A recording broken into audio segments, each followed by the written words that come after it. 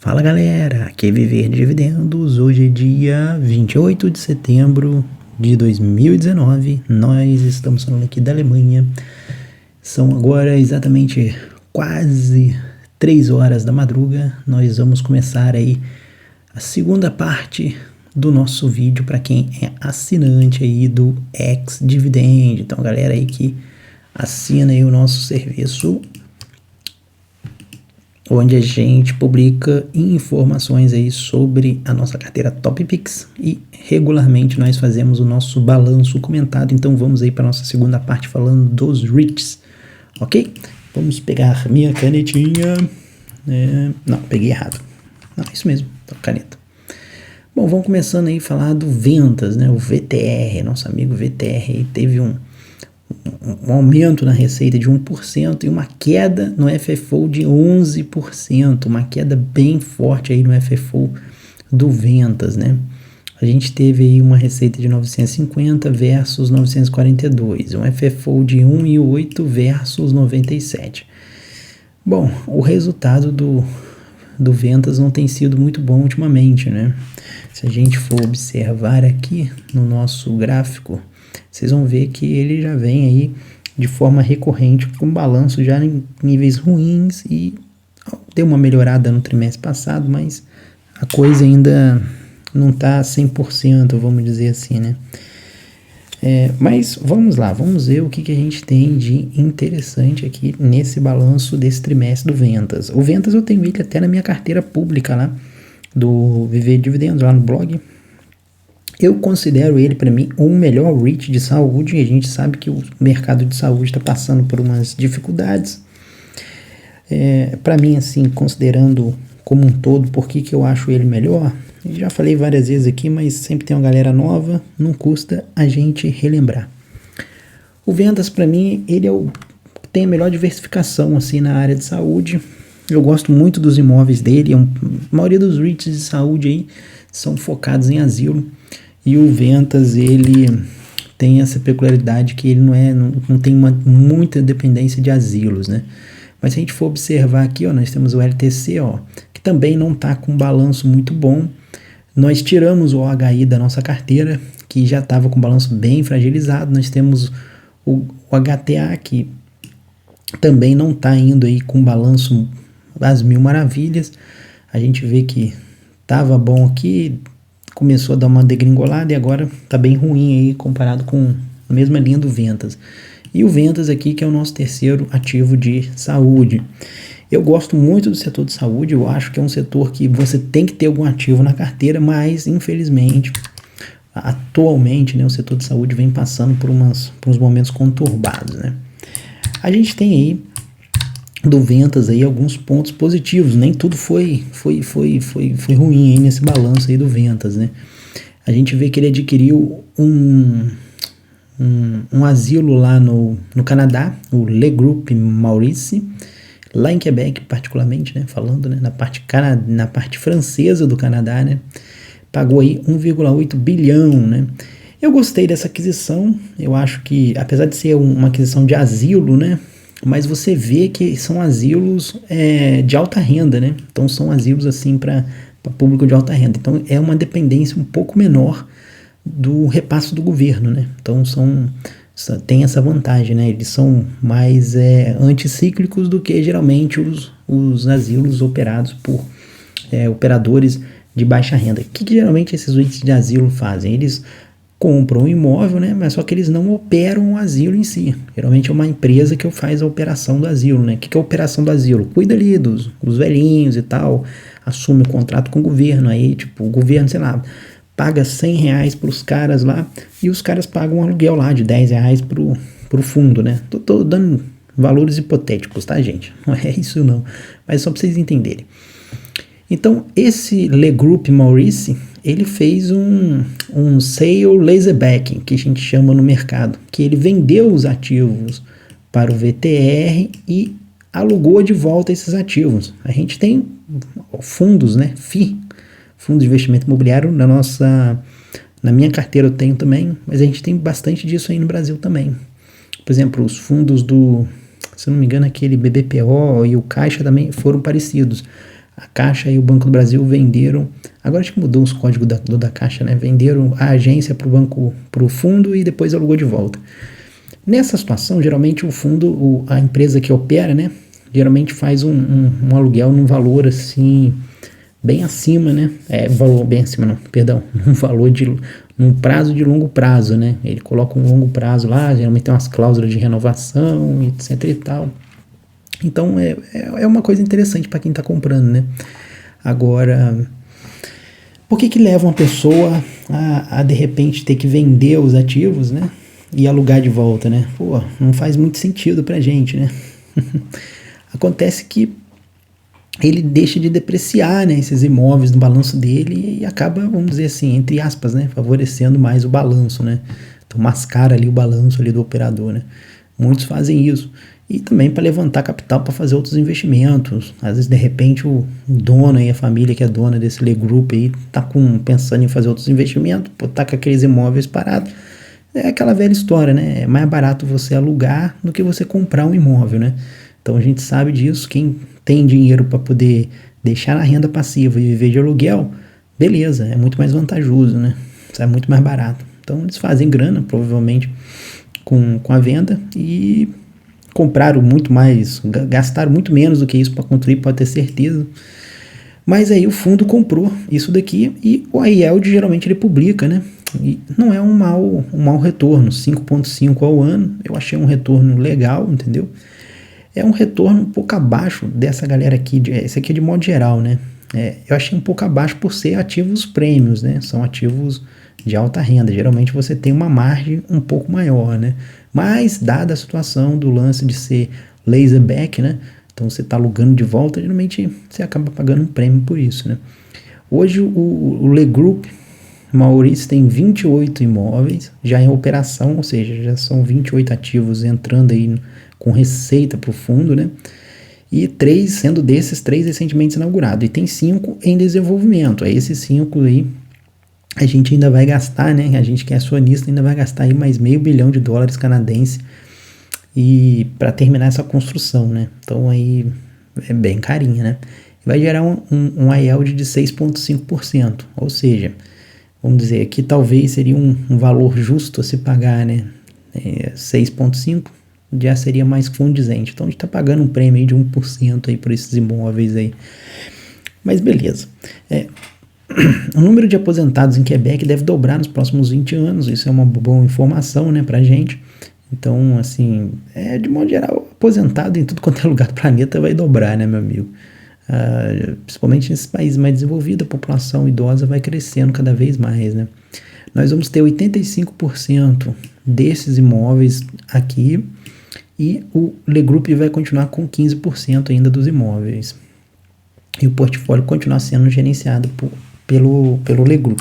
Vamos dar uma olhadinha rapidinha só num dos imóveis aqui para a gente ter uma noçãozinha, para vocês verem. Eu estou tentando trazer mais informação agora nos balanços, tipo quando eu consigo achar foto do imóvel eu coloco, entendeu?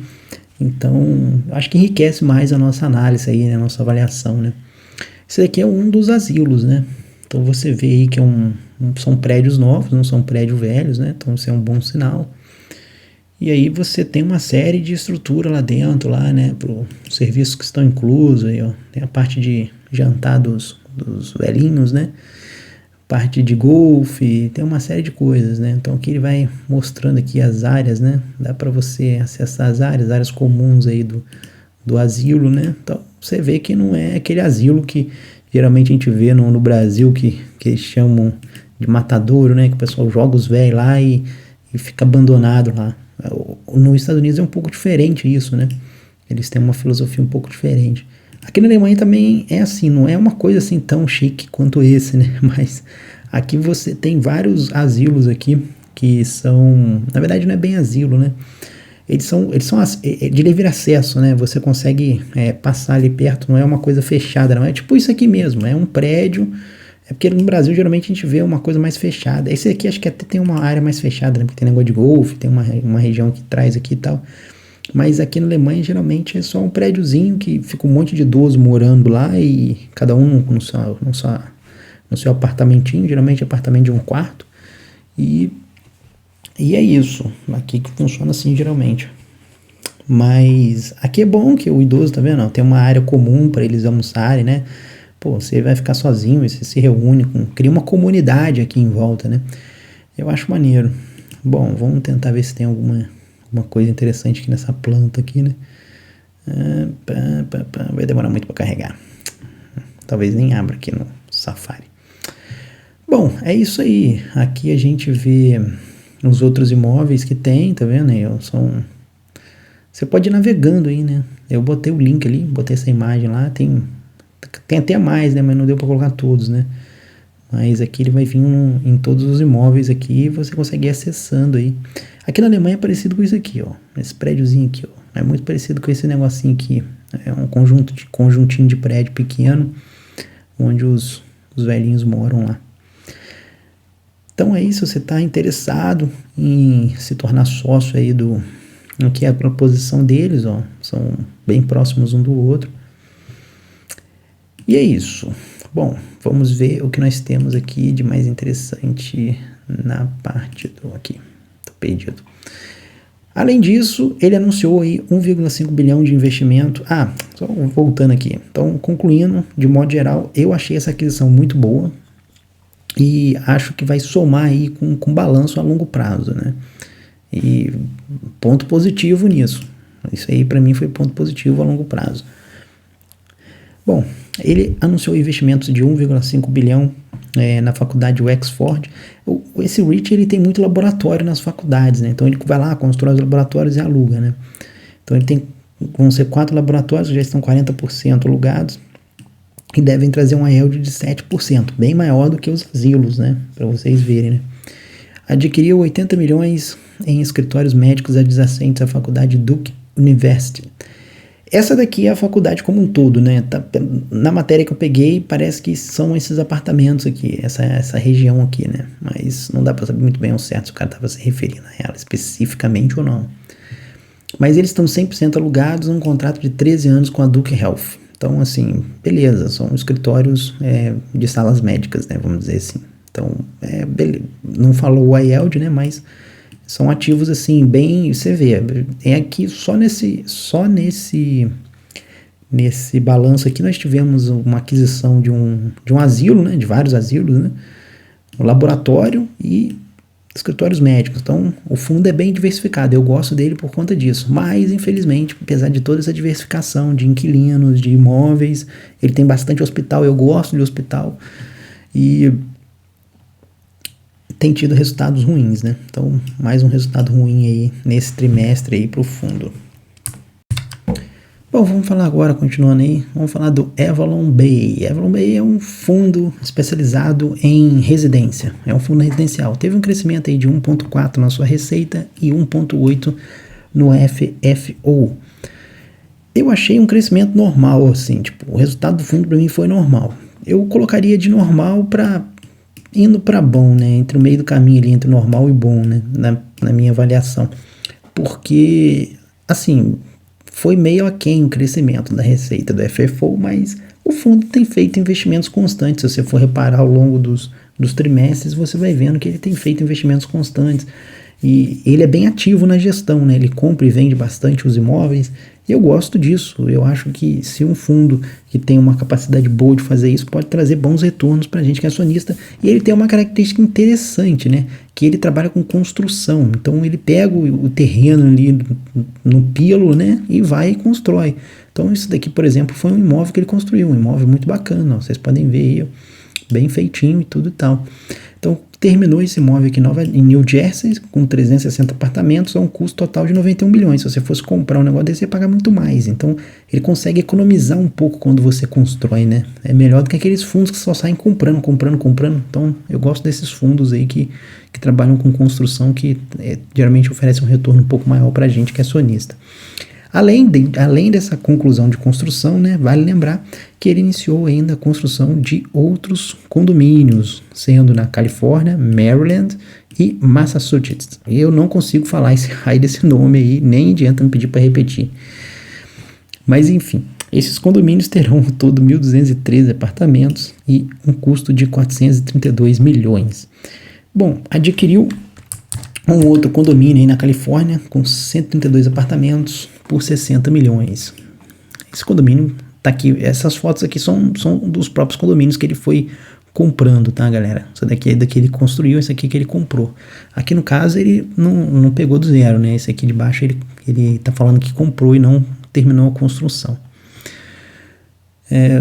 Para você ver, né? O tamanhozinho dele, pagou 60 milhões, olha o tamanho desse aqui que parece bem maior e gastou quase 91 milhões, né? Mas esse aqui parece ter uma estrutura bem melhor, tem uma parte aqui de área comum aqui, né, e tal, então a questão da construção vale muito a pena. Bom, adquiri um condomínio em Maryland por 43 milhões e com 151 apartamentos. Esse condomínio aqui, uma rua aí. Além disso, vendeu um condomínio no Texas com 474 apartamentos por 98 milhões, que é esse condomínio aqui embaixo, gerando um lucro pra gente aí, pros nossos bolsos, de 20 milhões. É claro, se você é acionista do AVB também, assim como eu. Vendeu um outro condomínio em Connecticut com 306 apartamentos por 105 milhões. Esse ele não publicou os ganhos, né? Infelizmente ele não mandou essa informação pra gente, mas o condomínio que ele vendeu é esse aqui, ó. Então é um condomínio feio, né, cara? Então, tipo, é bem fora do foco dele aqui, né? Que geralmente tem sido aí um condomínio com uma área comum, né? Esse aqui também tá um pouco fora do foco dele, não sei, pelo menos na foto não tinha nada de piscina, né? Mas esse daqui ele acabou vendendo. Bom, vamos falar um pouco agora do Simon Properties. O Simon Properties é um fundo aí especializado em varejo, né? Eu só falando aqui o resultado do Avalon Bay, eu considerei normal e historicamente aí, né? O Avalon tem tido bons resultados, né? Você vê aí vários resultados excelentes, entre bom. Como eu falei, assim, dava tranquilamente para me classificar como bom, mas tentei ser um pouco mais criterioso com ele, mas não foi um mau resultado como um todo, né? O Simon tem tido bons resultados também recorrentes, se não me falha a memória, né? Receita cresceu 4%, o IFFO cresceu 2%. Eu achei até que foi, assim, a nível de números, né? Foi melhor do que o Avalon, né? Bom, a receita foi para 1,45 bi e o FFO para $3,04 aí, superando a barreira aí dos $3. Bom, assim, se nós, vale lembrar que teve um não recorrente, e aí, na verdade, isso aqui foi de quase aí 5%, né, de crescimento, né.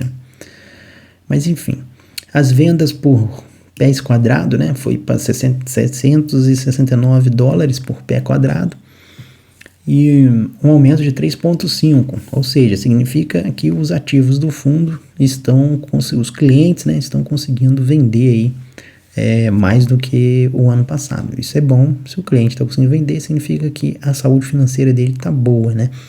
Quando você tem um fundo de varejo, sempre procura essas informações aqui nele, tá, galera? Porque isso aqui é uma informação legal aí de você... Cadê o raio da seta? Aqui.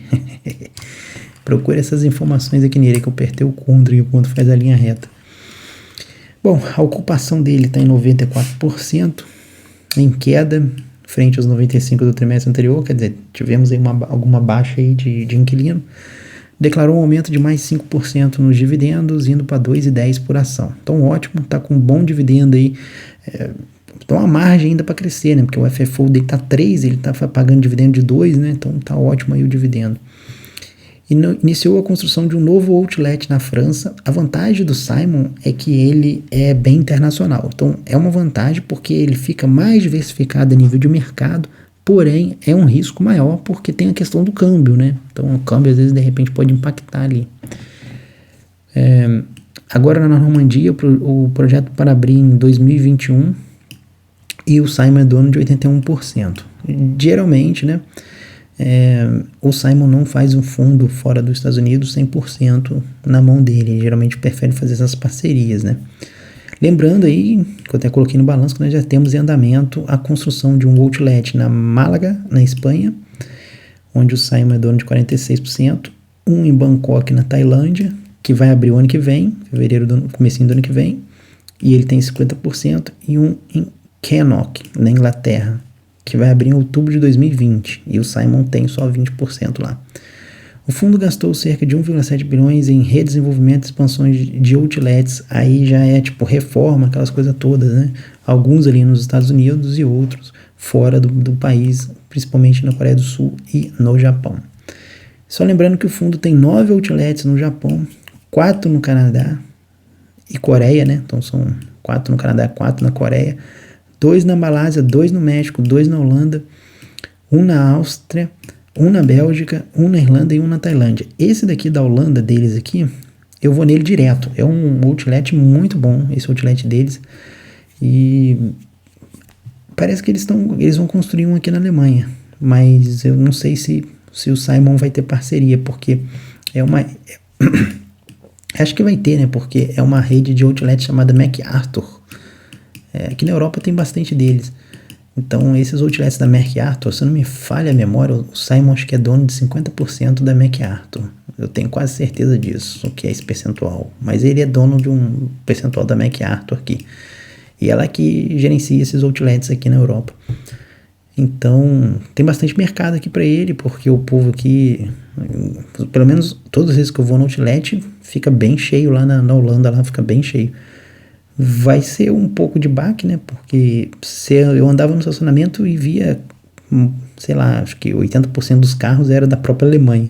Com a abertura do outlet aqui em Düsseldorf, que eles estão construindo, aí eu não sei como é que vai ser esse mercado aí.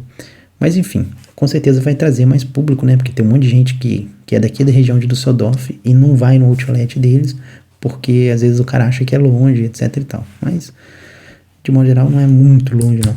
Mas enfim, é um fundo que eu tenho na minha carteira, e não pública, né? Mas eu tenho todos, né? Mas é um fundo que eu gosto bastante aí. E colocaria perfeitamente na minha carteira pública lá do Viver. Eu sempre tive doido para comprar ele. Eu lembro que na época, eu sempre comento com vocês, mas sempre tem gente nova aí, vale a pena. O Simon, só pra gente revisar aqui, né? A gente tem historicamente aí falando do Simon. Cadê o Simon? Cadê o Simon? Aqui, SPG, ó. Então ele tem tido bons resultados. Na época eu estava em dúvida entre comprar o Simon ou o SKT. Coloquei o SKT na minha carteira pública e olha só, o menino não tá indo muito bem.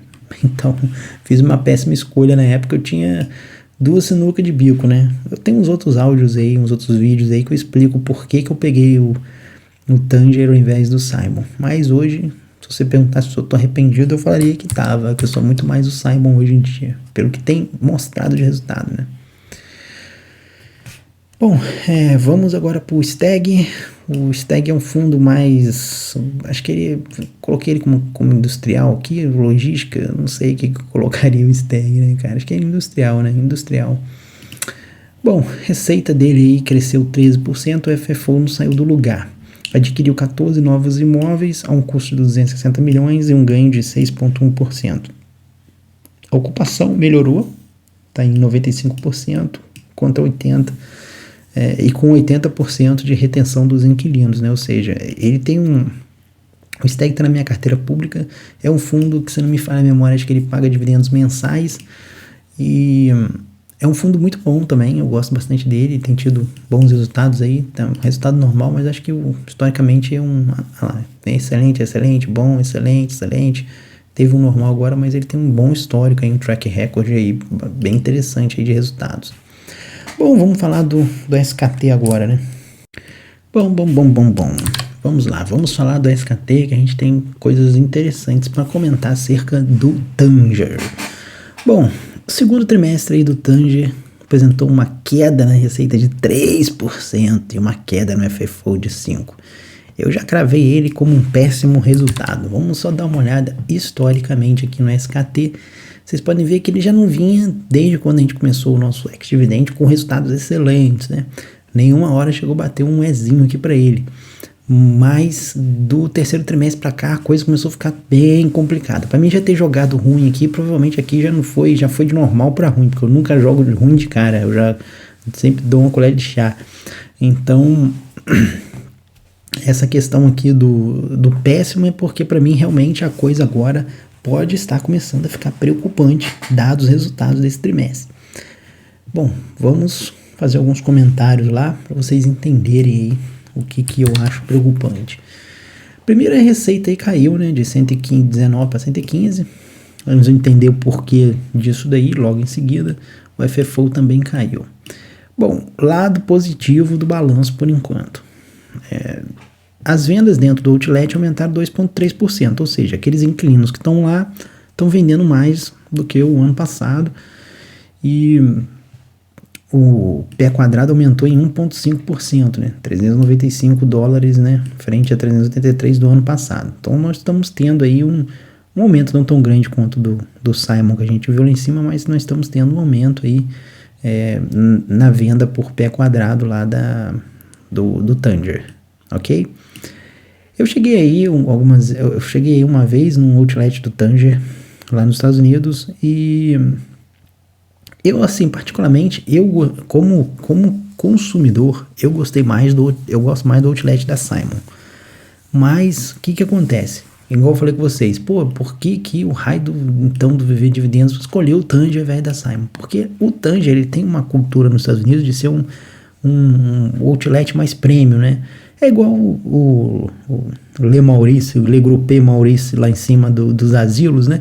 Então, geralmente, quando tem alguma coisa assim que é focada mais público de alta renda, eu prefiro escolher porque, principalmente em questão de imóvel, né? Você se protege mais com relação a uma crise, né? Por exemplo, você pega um varejo que é focado em público de baixa renda. O que vai acontecer? Se tem uma crise, o cara vai deixar de ir no shopping. Você pega um varejo, um shopping focado em público de altíssima renda, cara, se tiver uma crise, o cara não vai cortar talvez o avião dele, que ele vendia, ou que ele usava, ou o barco, mas, ele vai continuar indo no shopping, não vai deixar de ir.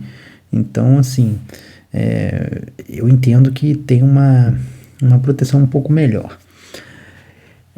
Como o SKT era um REIT que também era puramente outlet, eu acabei optando por ele. E aí, meu amigo, de lá pra cá a coisa não tem vindo muito bem, não, né? Ele não tinha muitos inquilinos com problema, tinham poucos inquilinos que estavam com problema, com esse problema porque o varejo está passando por uma transformação lá, né? Principalmente aqueles, para vocês terem uma ideia, aquelas lojas de departamento que estão sofrendo mais. Então, assim, você pega, por exemplo, no Brasil aí a gente tem uma Renner, por exemplo, esses aí é que estão apanhando mais do que aquelas marcas, né? Então, as lojas de marca de roupa, elas não estão sofrendo tanto, até por conta da marca, mas os departamentos estão apanhando bastante. Bom, tivemos uma melhora na ocupação comparado ao ano passado, mas ainda projeta um fechamento de 225 mil pés quadrados na carteira, excluindo as lojas da Dresban, que ficarão abertas até o final do ano, ou seja, mais um inquilino que vai fechar as portas aí, entendeu? Essa Dresban representa 1,7% da renda do fundo, ou seja, é um impacto bem grande aqui na geração de receita do fundo, e cerca de 6,8 milhões em receita. Ou 6,8 milhões em receita, né? Perdão. São cerca de 177 pés quadrados, 22 lojas. Então, tipo assim, são 225 que já existem e vai ser mais 177 aí, entrando aí com essas Dresban que praticamente fecharam, né? Então, nós vamos ter quase 400 mil pés quadrados, né? É um ponto negativo? Sim, é um ponto muito negativo. Mas o que o fundo vem fazendo? E aí eu começo a observar, quando você está com um ativo que está numa situação igual do Tanger, é muito fácil o cara pular fora. O cara fala assim, vou pular fora e pronto. Só que às vezes nessas horas é que surgem as oportunidades. Aí você tem que avaliar, tá? O que acontece? Eu não saí fora do Tanger porque eu comecei a ver, e eu já venho falando isso aqui no balanço várias vezes, o Tanger tá fazendo medidas para tentar reverter o quadro, entendeu? E aí uma hora ou outra ele pode acertar. É claro que tudo vai ter um limite, né, meu amigo? Se eu ver que ele tá fazendo, o negócio não tá respondendo, a gente vai ter que tomar alguma providência. Mas por enquanto eu ainda não vejo uma ameaça assim muito grande ao balanço. Mas vamos colocar aí uma ideia para vocês terem, né? Por exemplo, eu acredito que esse ano tá tranquilo. Eu acredito que o ano que vem ainda dá pra gente passar o ano que vem com um pouco de problema, né? Vamos ver, depende de... Se não falir mais nenhum inquilino, né? Complicar ainda mais a vida dele, acho que com a situação atual que ele tá, dá para ele se segurar o ano que vem. Por quê? O FED dele, que é tipo o valor que ele tem disponível para distribuir de dividendos, corresponde a 69% do FFO dele. Então, tipo assim, ele tá com uma margem para continuar ainda com a distribuição de dividendos, entendeu? Então, nesse ponto aí, ele ainda tem um ponto positivo nessa questão, mas ele precisa de fazer medidas urgentes para poder, vamos dizer, reverter esse quadro negativo. O que ele tem feito para reverter isso? Primeiro, está buscando novos inquilinos, né? Substituir os inquilinos problemáticos, e ele tem feito uma estratégia legal, porque ele tem ido justamente nos varejistas online, né? O cara às vezes tem uma loja lá e ele não quer, tipo, chegar numa Amazon, né? Ele quer pegar aquele carinha que vende, sei lá, móvel na internet. Pô, não tem lugar nenhum para apresentar os móveis que eu vendo, não sei o que. Pô, vem cá no Outlet, vamos montar uma loja padrão para você poder exibir seus móveis, coisas do tipo, entendeu? As marcas poderem exibir suas roupas.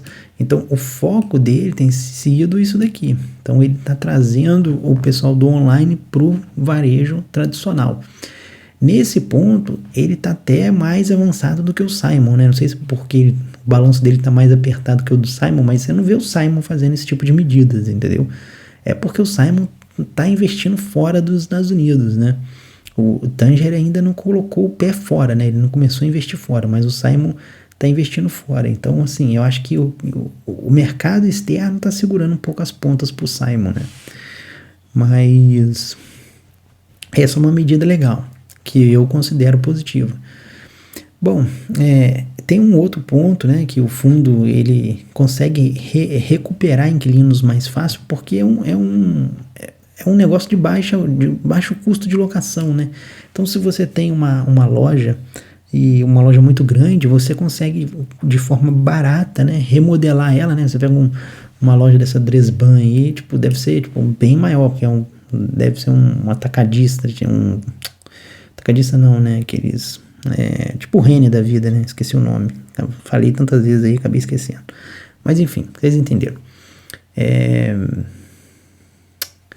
Você pega uma loja dessa grande, o que acontece? Você consegue dividir ela em tamanhos menores com um custo muito mais baixo, porque o outlet é muito mais fácil de mexer.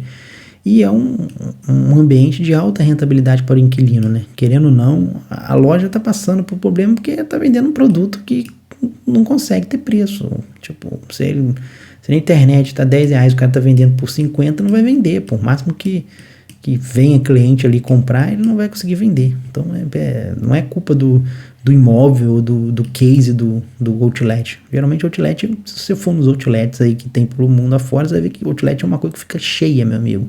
Você pode ter certeza, sempre fica cheio. Você pode passar lá que está sempre lotado. Então, sim, eu acredito que ele não vai ter dificuldade em substituir essa vacância, entendeu? Tanto é que eles já recuperaram 187 mil pés quadrados, né, em contratos que haviam sido perdidos, né?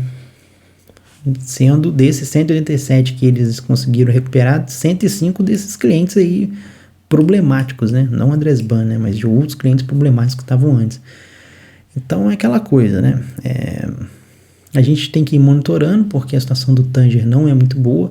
Pode ser que daqui, sei lá, para fevereiro, no próximo análise de balanço, eu revejo o conceito dele. Eu falo, realmente, para esse próximo ano agora que vai entrar, faliu mais um inquilino, depois fale mais outro, eu posso de repente falar, vamos pular fora do SKT, vou retirar ele do Top Picks.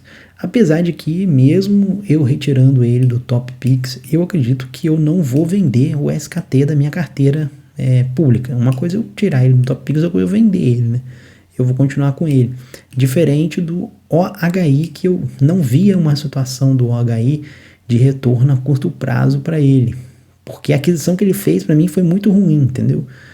Então, se o SKT não fizer nenhuma loucura desse tipo, né? Tentar continuar nessa estratégia, mesmo que eu acho que é uma estratégia boa, mas talvez demore um pouco para dar resultado, Mas, enfim, uma outra coisa que ele tem feito também, que eu comentei, ele tem misturado, tentar trazer mais o público para dentro do outlet, tipo, trazer restaurantes, essas coisas, para fazer com que o público consoma mais lá. E o outlet não seja só um ambiente de gastar, seja um ambiente de melhor experiência do usuário, né?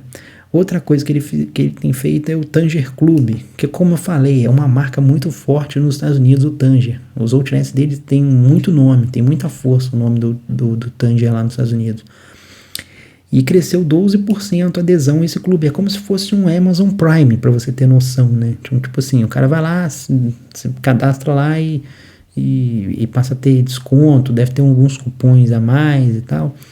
E eles perceberam que esses clientes que são clube gastam 63% a mais do que os que não são clube. Então, tipo assim, é interessante esse projeto deles aí do Tanger Club e tem dado resultados positivos aí, pelo menos na implementação. Mas, de modo geral, apesar dos pontos positivos, eu considero o resultado do Tanger péssimo, meu amigo. Não é um bom resultado. Então é isso, acho que deu pra gente passar aí um pente fino aí no Tanger, que talvez seja um dos mais complicados aí, acho que é o mais complicado aí nessa remessa de balanço aí. É um que a gente tem que olhar de perto aí, quem é acionista do Tanger, fica ligado aí nos próximos balanços comentados, e a gente vai acompanhando aí, vendo se ele vai melhorar ou se ele vai piorar de vez, né? Bom, vamos falar do Essex, eu tenho ele na carteira também, é um fundo residencial, é um fundo um pouco caro, vamos dizer assim, né? O preço dele para mim tá um pouco acima do que realmente vale, mas é um fundo que tá caro porque ele é muito bom, entendeu? Então, é aquela velha história de não, vou fazer igual o Warren Buffett, comprar guimba de cigarro. Quem compra guimba de cigarro só vai fumar guimba de cigarro, meu amigo. Então, é um charutão esse maluco aqui. Crescimento da receita de 3,72%. Olha o FFO do menino, 6,1% de crescimento do FFO. São imóveis assim. Também a área onde ele está localizado, né? Ele é muito focado na Califórnia. É uma área mega valorizada, né? E vai continuar assim, pelo menos aí nessa era da TI, né? Porque os mercados de TI lá é bem forte. Então, a gente teve um FFO de 3,14 o ano passado, agora esse ano 3,33. Taxas de emprego na Califórnia, na Carolina do Norte e Seattle estão superiores à média nacional. Isso é um bom sinal, como eu falei, que é uma área que vai continuar ainda com bastante aquecimento lá a nível econômico. Comprou 300 apartamentos na Califórnia por 164 milhões, né? Para você ver, né? O outro construiu lá por 91 milhões, né? É claro que é outra região, né? Mas é muito caro comprar um negócio já feito, né? Desenvolvimento de 2 novos condomínios em San Mateo, 199 apartamentos que já estão 24% alugados. Meu amigo, ele está começando a construir e já está 24% alugado. E Santa Clara, que também com 21, né? Quase 22% alugado aí em 476 apartamentos. O Essex também é um pouco parecido com o Avalon, ele também trabalha com construção e os imóveis dele são muito bons mesmo. Ele é focado não só na construção, como também fornecer facilidades ali para o usuário, né? É uma sauna, é uma lavanderia, é uma série de serviços que ele vai oferecendo, internet, etc e tal. Então dá para você ter um bom retorno aí. Por isso que o FFO dele é muito bom, porque ele consegue combinar bem aí esse retorno da construção e também de oferecer serviços extras ali para os inquilinos. Historicamente, né, se você for ver o resultado dele, né, é sempre normal. Teve um bom, agora um excelente, né. Então parece que esses investimentos que ele vem fazendo ao longo do tempo estão começando a dar fruto agora recente, né. Bom, vamos PSA aqui, é um fundo de Pô, me fugiu o raio do nome do negócio, vou ter que olhar lá no coisa. Minha memória tá ficando ruim, galera, tá ficando bem ruim. Storage, caraca, cara, custei a lembrar esse negócio. Bom, crescimento da receita de 3,7%, o FFO 2,7%. Assim, achei um crescimento bom. A receita cresceu bem, o FFO poderia ter crescido até mais, né? Mas achei um bom crescimento, não achei ruim, não. Receita em 710 versus 685. Adquiriu 10 self-storage. É isso aí, esse nome que eu queria lembrar. Self-storage. 4 na Flórida, 2 na Virgínia e 1 no Arizona, Colorado, Michigan e Texas. Esses investimentos foram de 116 milhões. Hein? Também um fundo de construção, como eu falei com vocês, eu gosto desse tipo de fundo.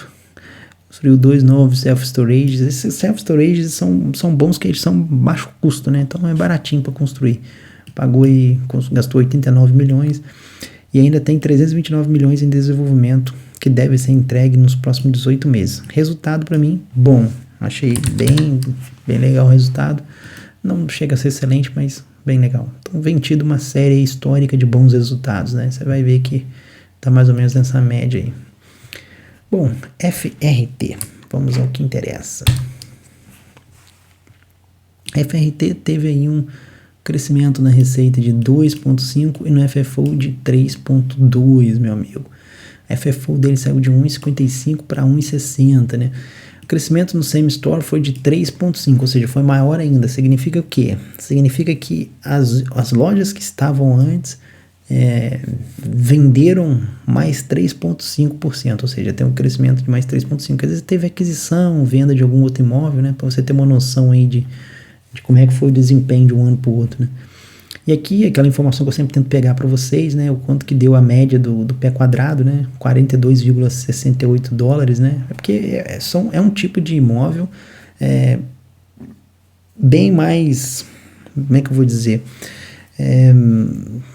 Não é igual aquele outlet, né? Que a renda, que o ganho por metro quadrado é muito maior, né? Você vê que também... Mas teve um crescimento aí de mais 7%. Então é um outro tipo de varejo, né? Um aumento do dividendo para 1,5, né? Representando 52 anos de aumento consecutivo nos dividendos, meu amigo. É isso aí mesmo. Vou pegar um pouquinho d'água enquanto isso. A ocupação teve uma leve queda de 94%.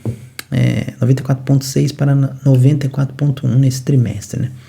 Fechou a venda do Free State Shopping Center por 72 milhões em Maryland. Então esse camarada aqui não faz mais parte do fundo, né? Esse cara aqui foi vendido.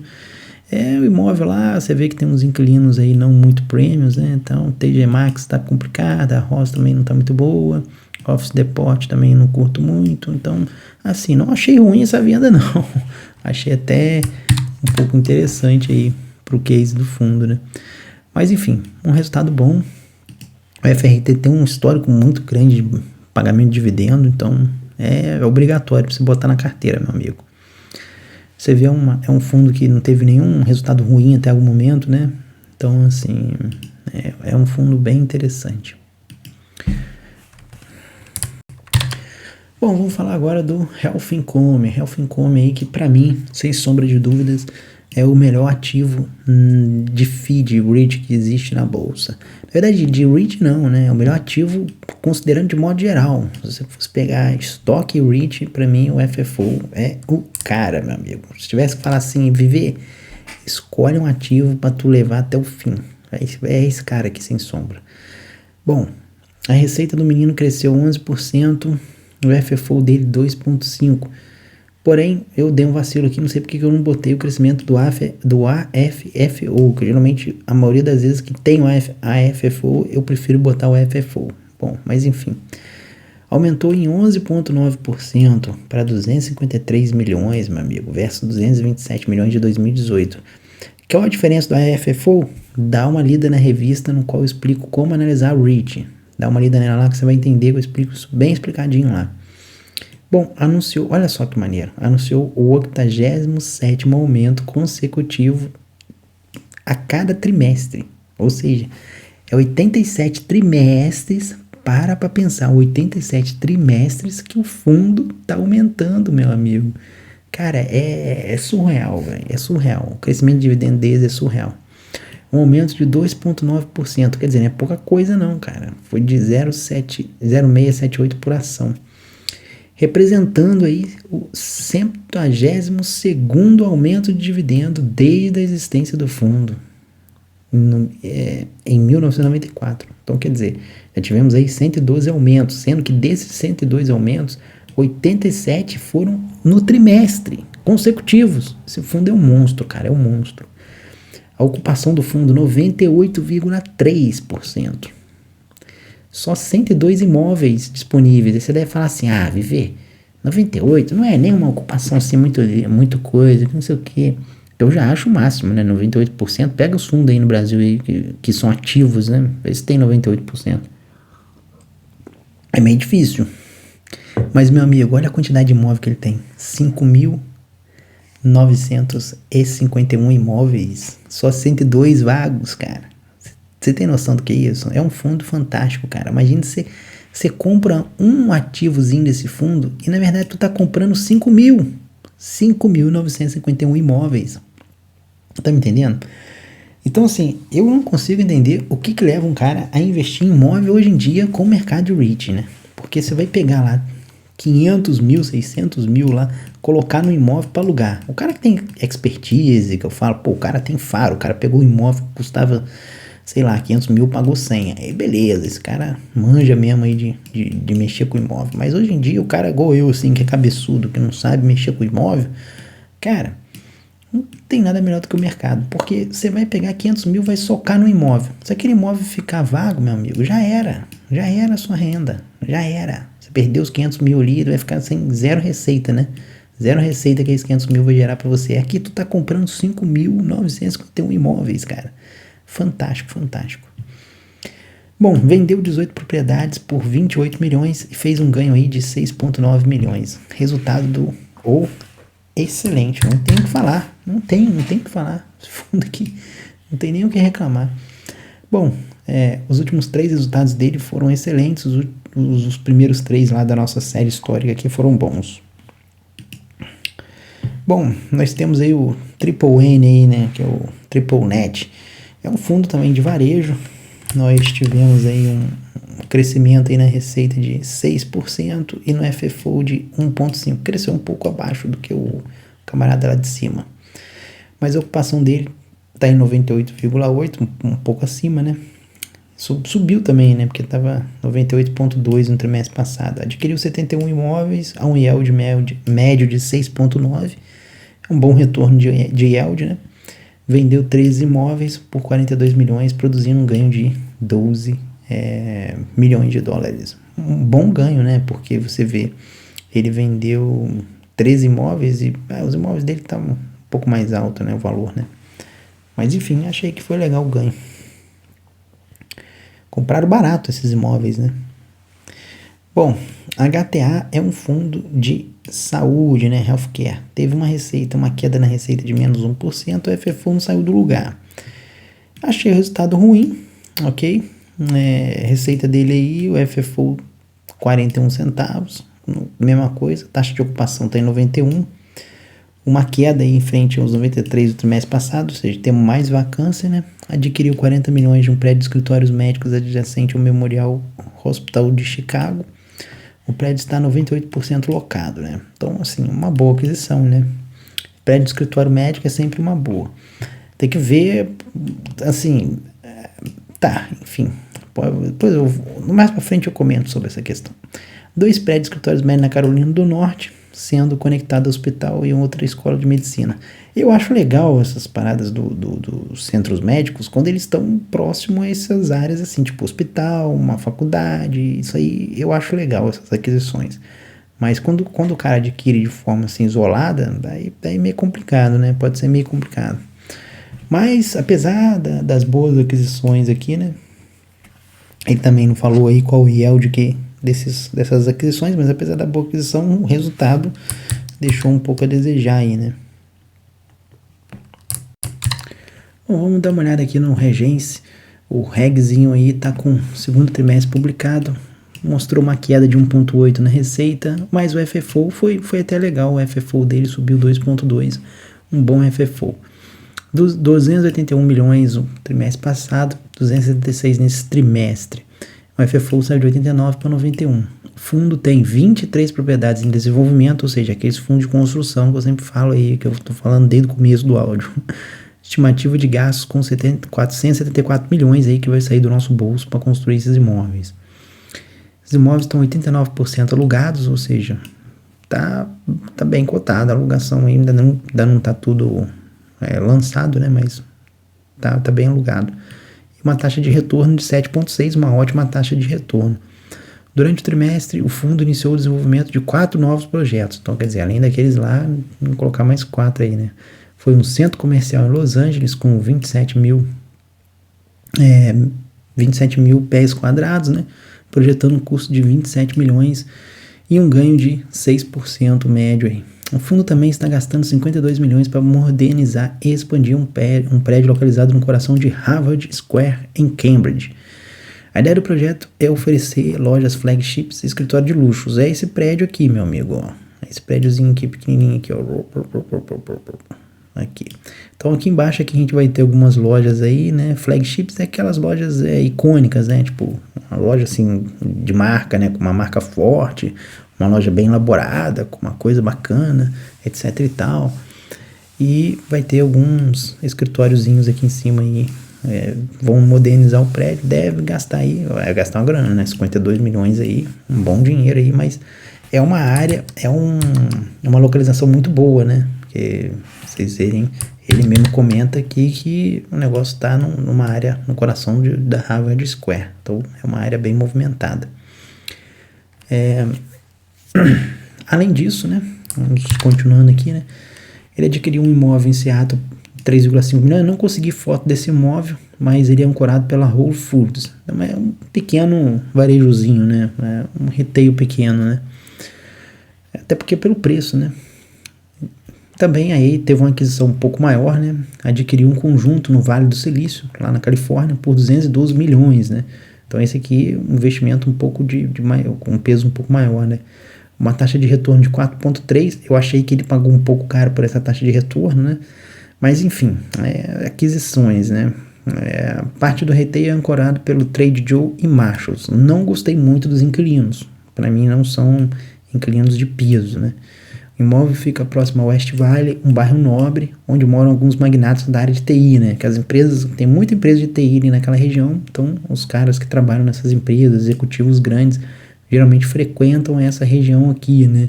Então acho que talvez ele, com essa intenção aí de adquirir, de dar mais visibilidade, tentar de repente trazer algum outro inquilino ali para essa área. Vamos ver. Além da parte de varejo, o prédio tem 3 torres de escritório, que são essas torres aqui, que a gente pode ver aqui na imagem, e um hotel com 171 quartos. Minto, acho que essa torre aqui, esse aqui acho que é o hotel, né?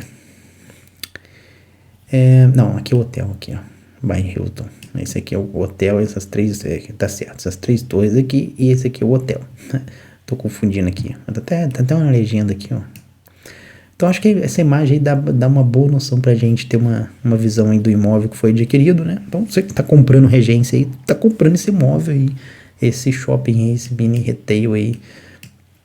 Ok? Resultado pra mim foi um resultado normal. Não foi nem ruim, nem bom, mas vamos colocar aí de normal para ruim, tá? Foi um pouco normal porque ele teve um crescimento da FFO e por esses investimentos que ele vem fazendo aqui, que eu achei que foram positivos. Mas se não tivesse tido crescimento na FFO, eu acho que eu teria avaliado ele como ruim. Mas de modo geral, o Regency não vem decepcionando, ele tem tido bons resultados. A gente viu um resultado excelente, tivemos 2 resultados bons, dá uma fraquejada uma hora ou outra, mas ele tem tido bons resultados, né? Bom, vamos continuar aí. Bom, vamos falar aí do LTC. O LTC aí, segundo trimestre, é um fundo de saúde.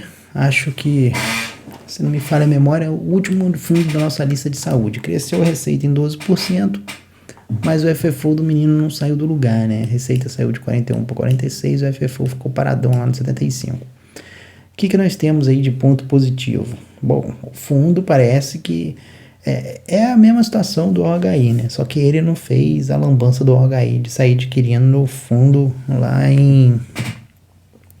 mais fundo de asilo no lugar complicado. Ele está tentando substituir os inquilinos com problema e tentar recuperar a geração de receita, né? Bom, ele completou a construção e inaugurou 110 unidades do asilo em Wisconsin, transferiu 2 unidades do Memorial Communities em Ohio e Kentucky, um total de 120 camas para um novo operador, o Thrive. Tomara que o operador faça jus ao nome, né, e cresça bastante. contrato de 10 anos de aluguel, inicialmente aí 1,3 milhão no primeiro ano, depois 1,5 no segundo, 2 no terceiro e 2,2 no quarto.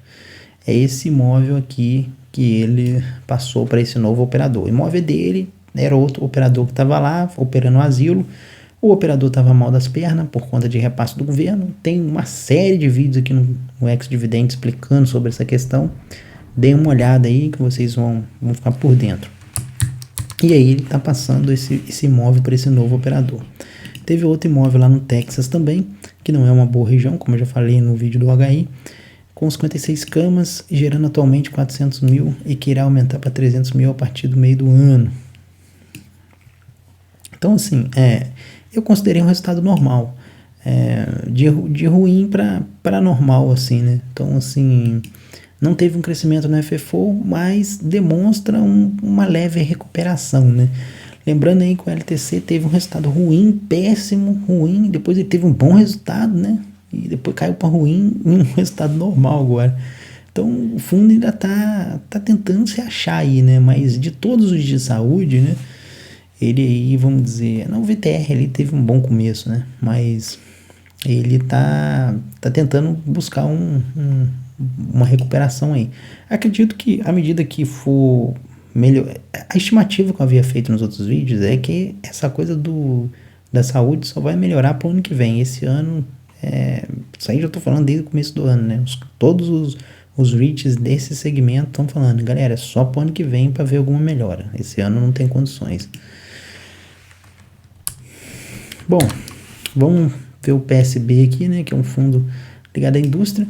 Resultado excelente, né? Cresceu 5,8% e 10% FFO, um bom resultado, né? Colocou 2 parques industriais à venda, localizados em Rockville e Silver Spring, em Maryland. Mas não teve nenhuma aquisição. Mas o fundo está colhendo aí os frutos que plantou no passado. Resultado excelente do fundo. Lembrando aí que o PSB tem tido bons resultados, se não me falha a memória. Normal, bom, e agora um excelente, né? Um fundo de escritório. Bom, a gente tem mais um fundo de varejo aqui. Deixa eu só posicionar aqui, aí pronto. Bom, vamos falar um pouquinho do Opportunity aqui. O Opportunity teve mais um resultado aí ruim, né? Não foi muito bem, receita não saiu do lugar, FFO caindo. Então nós tivemos aí uma queda no FFO dele. A taxa de ocupação continua estável ainda, né? Acima dos 97%, por exemplo. É o 20º trimestre que ele está com 97% alugado. Mas é um fundo que tem passado por vamos dizer, desinvestimento, né? Ele está mudando muito a carteira e tal. Então vendeu aí mais um imóvel, né? Northwood Shopping Center na Califórnia por 13 milhões. Não falou quanto que foi o lucro, o ganho desse shopping. Mas você vê aqui embaixo que não é um imóvel com inquilinos assim, prêmios, né? Vamos dizer assim, né? São inquilinos mais simples. Então, ele está se desfazendo um pouco aí desses ativos não core. E as imagens, você me desculpa, galera, mas tem hora que as imagens não tem como pegar de boa qualidade, né? É umas imagens muito pequenas e, enfim, eu tento puxar aí o que eu consigo. O semi-store do fundo foi de 4,6, mas devido ao desinvestimento estamos vendo uma queda na receita. Resultado ruim, o fundo não vem apresentando bons resultados historicamente falando, né? Vários resultados ruins dele, apesar de ter começado com um resultado excelente, mas a situação dele não é muito boa. Então é um cara pra gente, no ano que vem, ficar mais de olho nele, né? Vamos dar uma olhadinha no Tauberman agora. Bom, o Tauberman aí, se você olhasse assim no primeiro momento, você acharia que foi um excelente resultado, né? Bom, 5,78% de crescimento na receita e 8% no FFO. Você fala, caraca, que maravilha. Então, às vezes, como a gente se ilude achando que o resultado foi ruim e não é tão ruim, às vezes pode se iludir achando que é muito bom e não é tão bom. Mas o FFO dele teve esse crescimento devido a taxas de cancelamento. Então, se você não considerasse aí, né, essas taxas de cancelamento, daria 2 pontos alguma coisa aí de crescimento no FFO. Eu considerei de bom, mas assim, poderia ser bom para excelente, né? Não acho ruim essa taxa de crescimento do FFO dele, né? Apesar das taxas de cancelamento, né? Bom, o fundo está com um crescimento de 16% nas vendas dos shoppings, né? Dos shoppings americanos, né? E a nível internacional cresceu 13%. Então, para vocês verem, né, a diferença de um outlet para um shopping, porque o Taubman ele não é um outlet, né? Ele é um shopping mesmo, aqueles shoppings que você vai que tem grandes marcas caras e tal, aquela coisa toda. Pô, $940, meu amigo, de faturamento por pé quadrado que o shopping tem. Então quase $1.000 aí por pé quadrado que ganha, né? E a nível internacional também um alto faturamento, 848, mas não tanto quanto nos Estados Unidos, né? Os Estados Unidos é o país do consumo, né, meu amigo? Bom, a receita de aluguel do fundo, 56,79 por pé quadrado, crescimento de 2,1 frente aos 55 do ano passado, né? Porque você não pode confundir isso daqui com isso daqui, né, cara? Esse aqui é o que a gente ganha, esse aqui é o que o cliente final lá ganha, né? Vamos dizer assim, né? Bom, a gente tem coloquei um destaque aqui, mas não é muito relevante pra gente, né? O fundo recebeu um pagamento final da seguradora referente ao Shopping San Juan, que foi parcialmente destruído pelo furacão Maria em setembro de 2017. Então a gente teve um pagamento de 4,5 milhão, só que desses 4,5, 1,2 milhões, o fundo já tinha dado repasse aos inquilinos que haviam sido reconhecidos em períodos anteriores e que agora foram creditados novamente no período corrente. Então fica ligado nisso daí. Bom, historicamente o Taubman, vamos dar uma olhada nele lá, porque eu não lembro de cabeça também.